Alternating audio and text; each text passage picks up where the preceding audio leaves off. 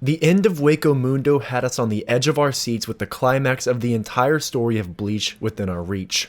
With Aizen standing before the captains and Ichigo and Ulquiorra's fight imminent, all stakes are on the line. Unlike our previous blind review, this arc did not have nearly the amount of lighthearted elements that Nell and her Fracciones provided. Instead, this arc was dark, intense, and incredible.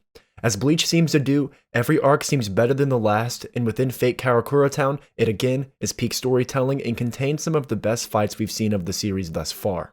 Due to the length of this arc containing over 100 chapters, I'll be splitting this video into two parts, with this video covering up until the arrival of the Visored, and oh boy, we have so much to talk about. If you're new to this channel in this series, we're covering Bleach from a completely blind perspective of never having seen the story or read the manga. I quickly have been enveloped in this story since the very first arc, and sharing my thoughts of this beautiful and intricate story has quickly become one of my favorite pastimes, and subsequently one of my favorite stories of all time. As a side note, these videos do take a ton of time to create, so if you're along for the ride, please do drop a subscription as it really helps out my channel. From brilliant told backstories, fights with Espada, tons of Bankai, a chilling transformation, and the conclusion of our favorite Ulquiorra, this is my blind review of Fake Karakura Town.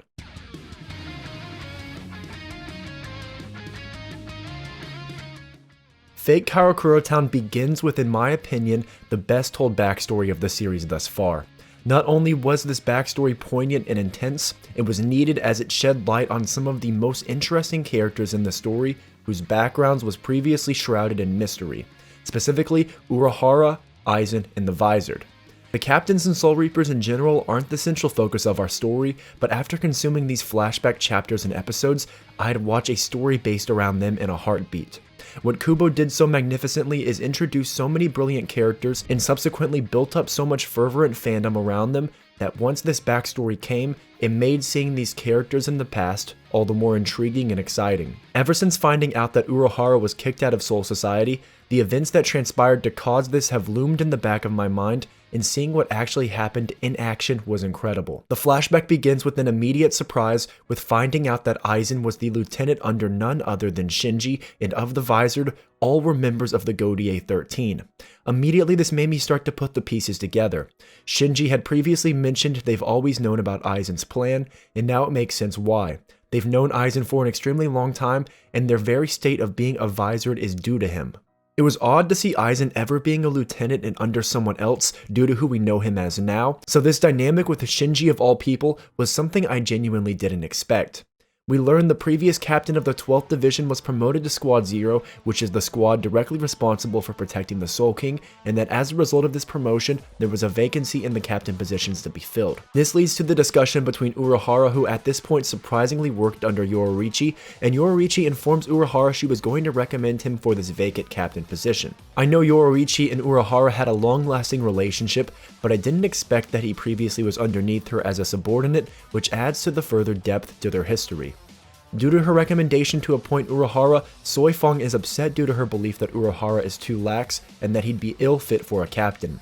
However, nonetheless, Urahara is promoted to the captain of the 12th Division, in which his lieutenant is none other than our favorite Hiyori. I say favorite, but previously Hiyori wasn't my favorite Visored, but after this backstory, she is absolutely a top-tier character and without a doubt my favorite Visored. Her brash and bratty personality juxtaposed with Urahara made for a perfectly fitting dynamic. She's fiery and intense, and every moment she was on screen I thoroughly enjoyed. The relationship built between Urahara and Hiyori was difficult at first, and it's easy for Urahara to see that Hiyori struggled with the concept of a new captain, and as a result, Urahara is extremely patient with her insubordinates, and over time, despite the hot-headed nature of their dynamic, they both care for each other, which makes a scene in the latter part of this flashback all the more intense and dark. Due to Urahara uprooting the previous mission of Squad 12 to now research and development, he aims to win over Hiyori by bringing her on a trip down memory lane, in which they enter the nest of maggots. And we see what Urahara used to be in charge of, that being those imprisoned who are deemed to be dangerous to the Serete, although not having acted on any of these dangerous ideologies. This includes resigning from the Godier 13.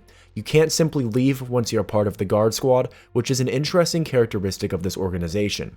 The aspect of imprisoning those who haven't committed any crime yet, this ideology is a slippery slope in terms of morality, but it's clear that the Soul Society doesn't operate on the same civil proceedings us in the human world do, and instead, they aim to protect themselves.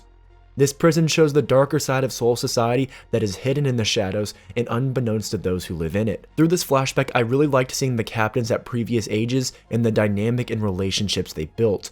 Notably with Urahara recruiting Mayuri out of prison, believing that they can use those with dangerous ideologies for the benefit of the Soul Society, and it shows a really cool origin story for Mayuri. We as well witness Yoruichi teasing Byakuya, which added more history to their previous dialogue they had in the rescue portion of the Soul Society arc. We've always known that these characters are intertwined and have history, but simply knowing that doesn't give poignance. Instead, witnessing these moments in these flashbacks does. There were dark elements of this flashback, and we see glimpses of Aizen's true nature, and we see a scene with Shinji in which he finds Aizen lurking. In response to Aizen asking how long Shinji has known he's been there, Shinji responds that he's known since he's been in his mother's womb. This dynamic between captain and lieutenant isn't typical to be full of distrust or clouded animosity, but in this case it's obviously a unique circumstance.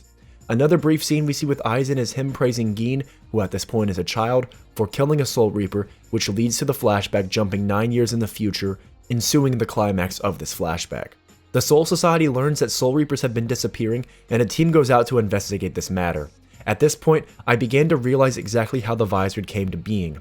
Most of the Soul Reapers who went to investigate and add relief to the circumstance would become the Visored we know now, which made the upcoming moments for me all the more dark because I knew exactly what was to come. Within the Squad 12 barracks, Hiyori argues with Mayuri about rank in a really comedic scene, but Urahara tells Hiyori to go to the campsite to gather data and samples on the missing individuals, and Hiyori begins to ask, why her? Urahara tells her she's the only one he can trust with this mission, something he would soon regret. All seems well until that night while Hiyori is on the way. At the campsite, the members begin to die, which leads to an emergency alarm and subsequently a captain's meeting, prompting Urahara to desperately plead for him to leave so he can go after his lieutenant, only to be denied. Instead, Lisa, Shinji, and Rose and others go to investigate. Notably during this time, Shunsui conveniently sees Aizen due to his perfect hypnosis, making for Aizen already having the perfect alibi. With the arrival of the group in the nick of time to save Hiyori, hell breaks loose as they bear witness to holification of their friends, and eventually, the betrayal of Tosen, Aizen, and Gin.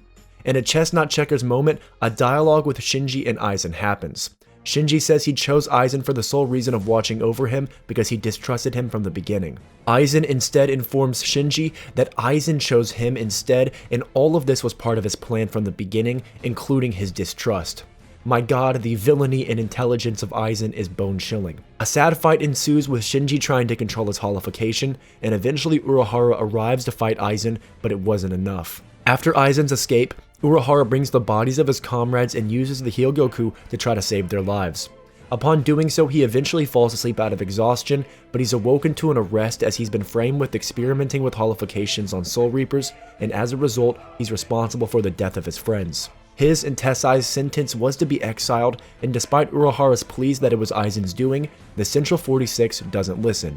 After all, Aizen planned all this out for his innocence to be apparent. However, all hope was not lost, and to my delight in the sentencing, Yoruichi grabs them both in the Visored and brings them to their secret location. I have such respect for Yoruichi that despite all reason and logic in front of her indicating the guilt of Urahara, she believes in him and trusts his side of things. And even more than that, she throws aside her rank as a captain, as a member of the Soul Society, and instead agrees to be exiled in the human world with him, now living in secrecy.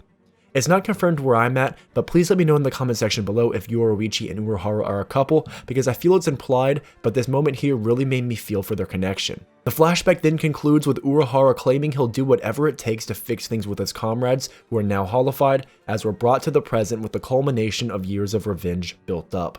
The Visored and their hideout leave to go pay Aizen a visit, and my god, this scene was incredible and it added so much depth to their vengeance and their tragic story. Based on this scene, I thought the fight with them and Aizen would be imminent, but I was dead wrong as we have so many other fights to get through before theirs. However, I was not bummed out about their tardiness at all because we witnessed some of the best fights of the series while we wait for their arrival. To begin the arc in present time, Yamamoto uses his Zanpakuto to summon a fire around Aizen, Gin, and Tosen, subsequently trapping them, which sets up perfectly the minor fights to take place. These fights beginning with the 4 lieutenants being Shuhei, Ikkaku, Yumichika, and Izuru fighting against the Fracciones. Kinda notably within the flashback, we do see Shuhei and how he ended up with the 6'9" on his cheek. Quite a baller move if you ask me. Big fan of face tats in anime, but it's really cool to see his story come full circle, and now he's a member of the Godier 13. I'm a big fan of Shuhei design-wise, but nonetheless, their fights were amazing to watch due to the Fracciones matching the demeanor and personality of their counterparts. However, the fight didn't go in favor of our lieutenants, but thankfully they're saved by none other than Yamamoto, who displays his truly godlike strength with full poise. At this point, we haven't witnessed Yamamoto fight seriously, and given this is his more relaxed state in which he can literally one-shot anything, it builds up so much hype to his status of being the strongest of the captains. After the conclusion of the Fracciones takes place, what's left in the human world are the 3 Espada in their respective fights. But before we discuss that, I want to talk about the most anticipated moment of the series thus far, that being Ulquiorra versus Ichigo. Long before I ever watched Bleach, in my YouTube recommended there was a video by Soul titled Overcoming Nihilism in One Page with Ulquiorra as the thumbnail. I didn't watch the video at the time because I hadn't seen the show, but his design and concept around him of nihilism intrigued me at a deep level, and due to how cool Ulquiorra looked and how edgy boy his whole demeanor of nihilism was, I started Bleach just to see what this character was all about, so we can thank Ulquiorra for this blind review series. From Ulquiorra's introduction into the story, he's expressed nihilism, which is the belief that life is meaningless. This goes hand in hand with what we're also introduced into this arc, that each Espada represents an aspect of death, Ulquiorra being emptiness. This emptiness and meaningless is quite literally visible through the hole in his chest, an absence of a heart. While Ichigo sprints to go find Ulquiorra, while in the castle asks Orihime if she's scared, to which Orihime replied she's not, because her heart is with her friends. Ulquiorra, disliking that response, tells her that it's nonsense, but Orihime reaffirms that when people care about each other, their hearts are drawn closer together. This prompts Ulquiorra to say that humans throw the word heart around all the time, and if he opened up her skull, if he tore open her chest, would he be able to see this heart? Ulquiorra believes in what he can see. Subsequently, heart and emotions aren't things that he has any belief in. Instead, he serves Aizen diligently and perfectly, as if he was a machine, as if that's his only purpose. Out of all of the Espada within their introduction, Ulquiorra's personality doesn't overshine the ambitions of Aizen, and his personality doesn't weigh through the same way Grimmjow or Barragan would. Instead, his purpose is purely in servitude. However, despite this immense loyalty, we can continually see moments of Ulquiorra's innate curiosity of human emotion. He's unable to understand it, and his continual questioning of Orihime leads to her being the guidepost for his eventual understanding of humanity and the heart. His unique elements from being different from the other Espada is furthermore apparent through his constant lack of care and absence of emotion within speech, whereas all the other Espada we can see elements of humanity within. Yami with his bloodlust and desire for combat, Grimmjow's obsession with pride and superiority, Szayelapore's unending desire for research and intelligence. However, Ulquiorra does not show any of these human emotions, instead he merely does what Aizen entrusts of him. Only in such rare moments does Ulquiorra express anything other than nihilism. In fact, he'll very occasionally express frustration, but these moments are when others don't embrace the same futility and meaning of their actions and words that Ulquiorra views them as, particularly within Ichigo and Orihime. He finds distaste in their inability to accept that no matter what they do, they won't be able to win. They cannot overcome Ulquiorra or Aizen. Their hopes, their aspirations, their heart, it's all meaningless in his eyes. This selective frustration is indicative that Ulquiorra hates the ideology of those who don't embrace the same element he represents within nihilism, which eventually serves for such a tragically beautiful character conclusion for him. Ichigo eventually arrives to clash with Ulquiorra, and Ulquiorra draws his sword for the first time against Ichigo. Through the beginning of their fight, Ulquiorra acknowledges Ichigo's strength, but again tries to break his will, saying that Orihime is part of them now, to which Ichigo responds that's not for him to decide, to which Ulquiorra agrees, that instead it's for Aizen to decide, further emphasizing that Ulquiorra has no will of his own, instead his will is merely Aizen's. As the fight progresses, Ichigo is able to read Ulquiorra's movements, and he asks him if the reason he can read his movements now is because Ichigo has become more hollow, or if Ulquiorra has become more human. This leads to the rare wrath of Ulquiorra. Ulquiorra, when propositioned with the concept that he's becoming more human, someone with emotion, He rejects this notion as it causes dissonance within his nihilism. The aspect of becoming weaker the more human someone is, and the stronger the more monstrous you become, it foreshadows the darkness to come within Ichigo's own increased strength. The fight is briefly interrupted with Lolly and Manoli grabbing Orihime and ripping her clothes. Quite an odd scene. They clearly have some very specific objectives within her, but Yami eventually arrives and smashes them, and thankfully Uryu arrives to combat Yami and briefly defeat him through his superb intelligent fighting style, leaving Ulquiorra and Ichigo for some one-on-one action. I feel Kubo set up Uryu to be a friendly rival or almost equal to Ichigo, and seeing Uryu take care of an Espada completely on his own furthered that notion. However, that would be the case if Yami was defeated, which he initially seemed to be, but as we know, Yami was not.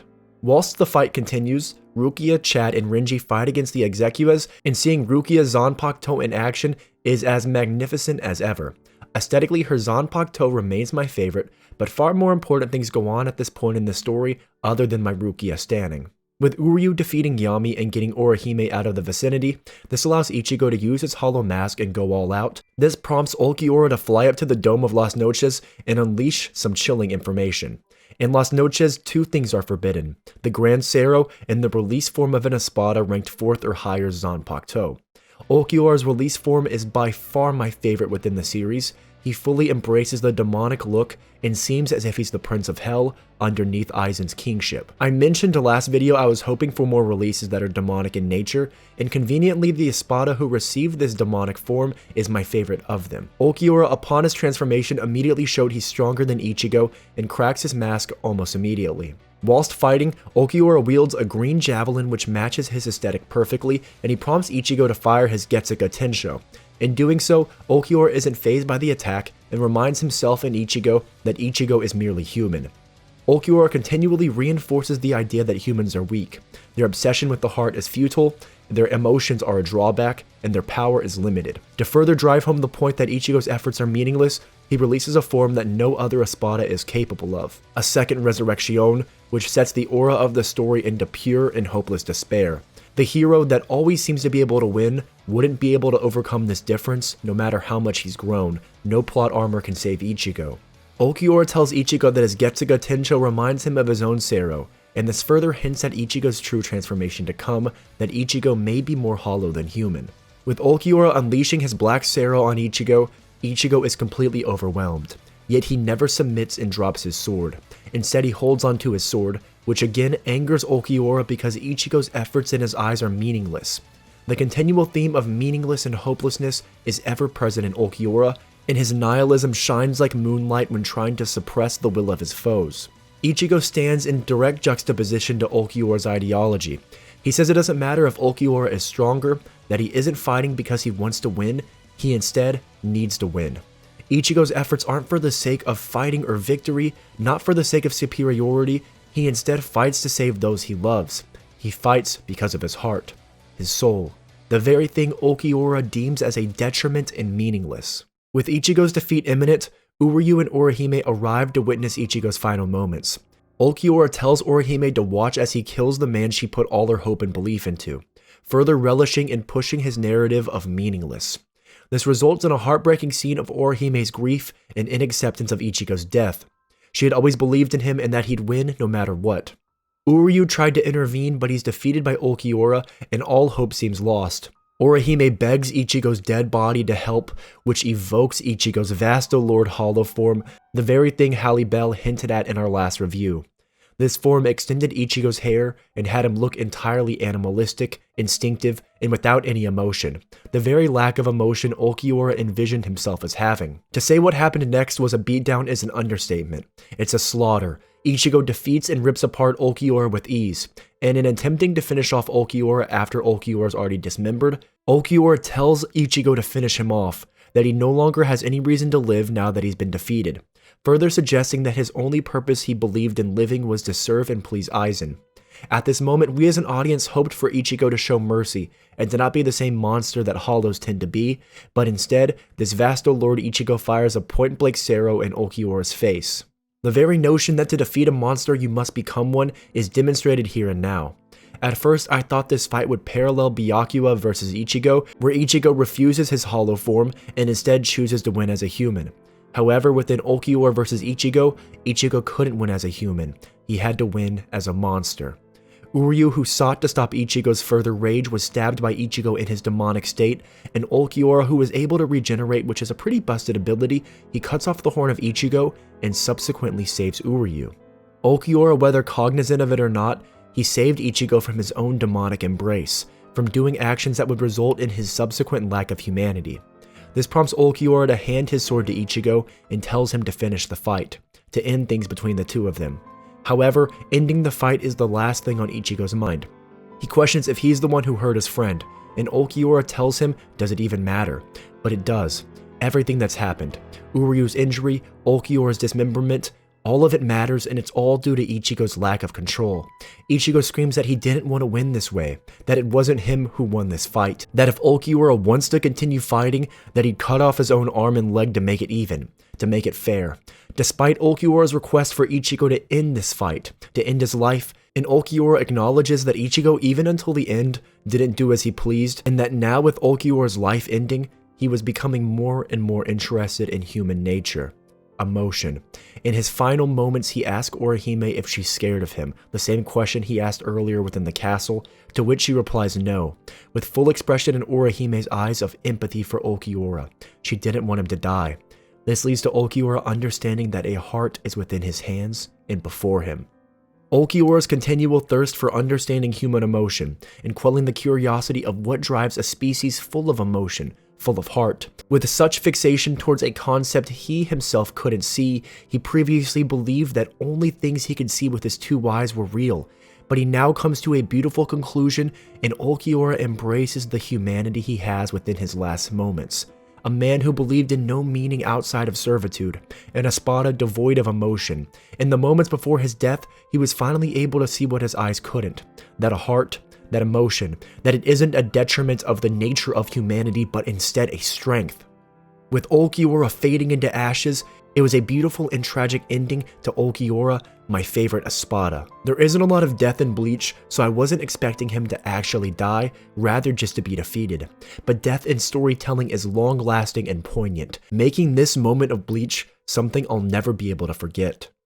Ichigo's descent to a monster devoid of emotion, and Ulquiorra's ascent to a being capable of filling the hole in his chest. These two individuals take contrary paths towards the conclusion of their fight.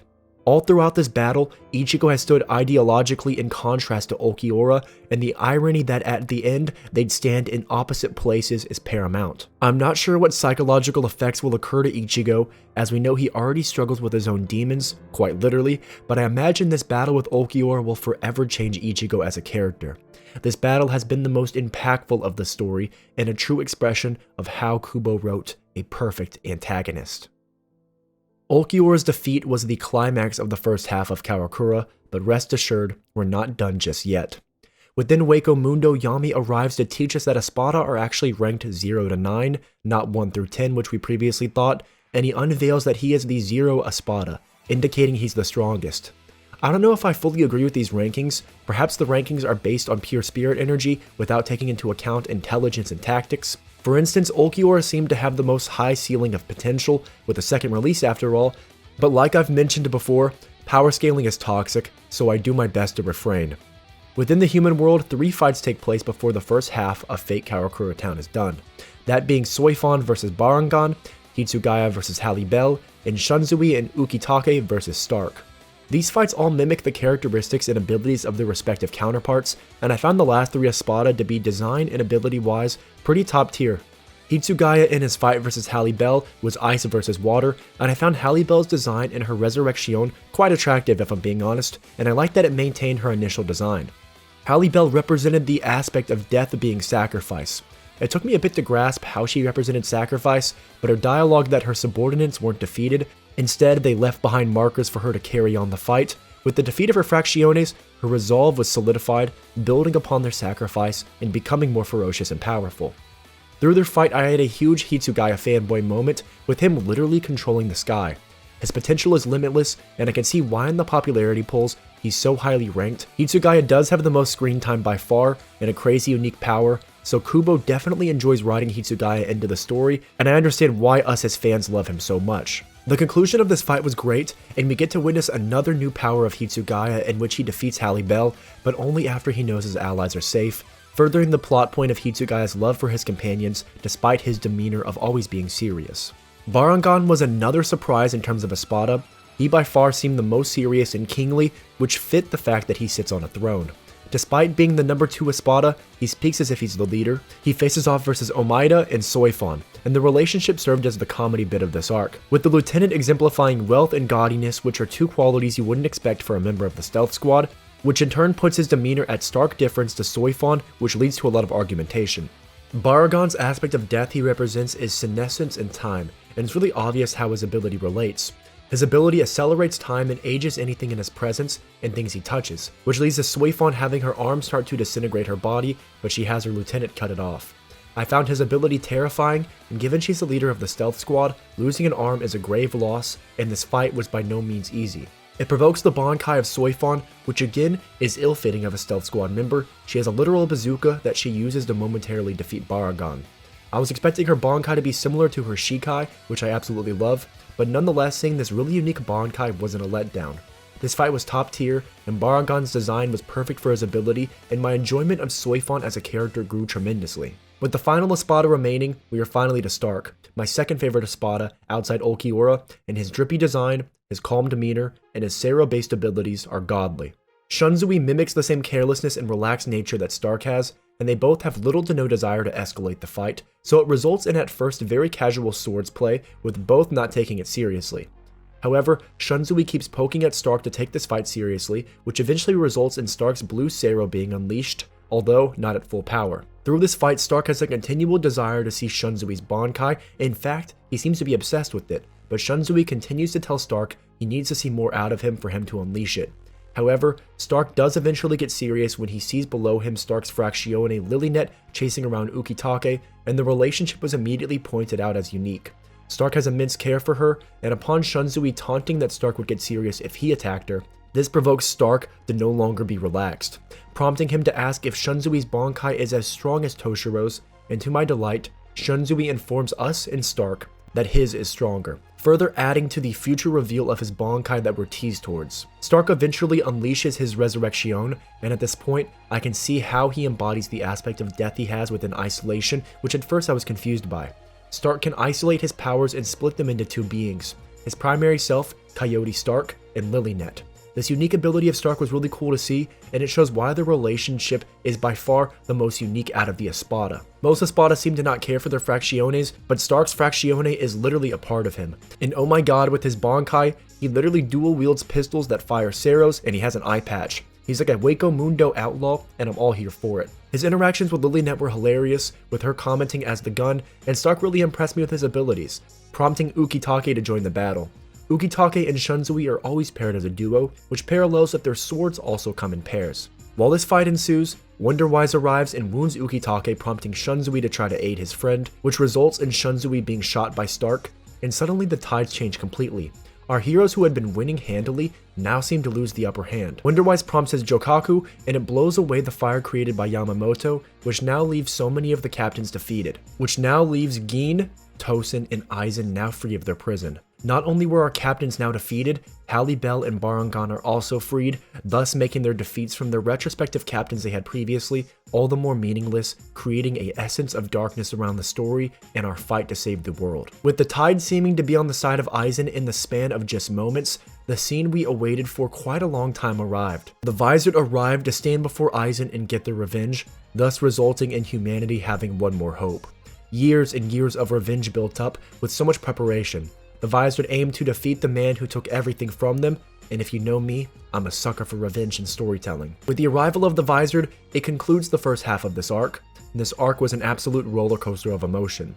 The peak for me this arc was by far Ulquiorra and Ichigo's fight, and the development of Ulquiorra's unending curiosity towards what a human heart is. These chapters were truly some of the best moments of storytelling I've seen, despite the heart panel being memed continually and for the end of time. I felt so much emotion this arc, from trepidation, shock, excitement, and despair. The ability to feel something out of fiction is the mark of a fantastic story. It connects you with the piece of art and subsequently impacts you on a personal level. Once more I'll say, I love Bleach, and I'm so glad for you all to be part of this journey with me as we go through the series. There is still so much to go within Fake Karakura Town. Most notably, one of the best villains of modern storytelling, that being Sosuke Aizen, along with the many other fights to come that will conclude the story arcs of so many individuals on their quest of redemption and saving the world. We're left with more questions once more. What is the nature of Wonder Weiss? Will Shunsui ever unleash his Bankai? How strong is Yamamoto? And lastly, how the hell will Ichigo arrive to the human world and partake in this war to save his world? I guess we'll find out next time. If you stuck around this long, firstly, thank you. It means the world to me that you enjoy my content and my thoughts on this brilliant series. If you haven't already, please do consider dropping a subscription, as it really helps out my channel, and we are so close to 1,000. As always, my friends, be greedier.